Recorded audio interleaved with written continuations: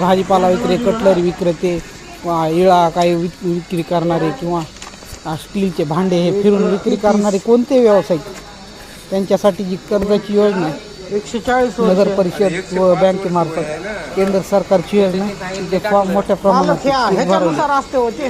त्यानंतर फॉर्म बरेच भरल्यानंतर इथं अनिकेत तिथं लॅमिनेशन करताना दिसू लागला.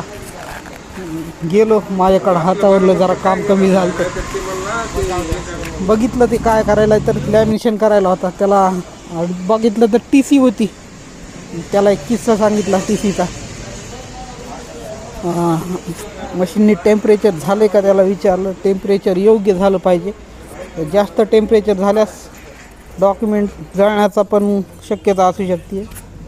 त्याला सांगू लागलो. तेवढ्यात तरी ते की मामा आले. तर त्यांचं असं झालं की ते त्यांचं चुकून अनिकेतला त्यांना सांगितलं की 140 वर्षे टाका, ज्या व्यक्तीचं वय टाकायचं त्या फॉर्मवर, आणि त्यानं टाकून दिलं.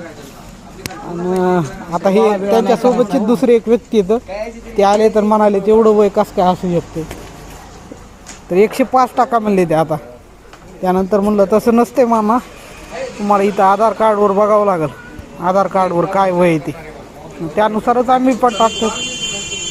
मग पुन्हा काय आधार कार्ड बघितलं तर आधार कार्डवर पण कमीच होतं. मग त्यानुसार मग काय ते कॅल्क्युलेट केलं आणि त्यांचं होऊ लागलं 93 का 95 वर्षे.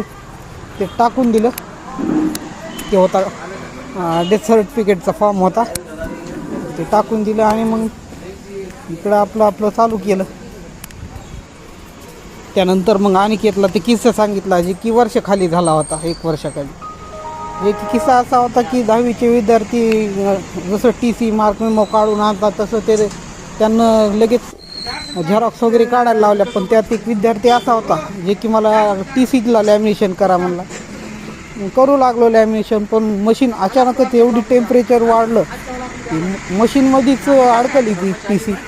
त्यासाठी त्याला मी ते सांगितलं की जे रिव्हर्स गिअर असते लॅमिनेशन मशीनचा,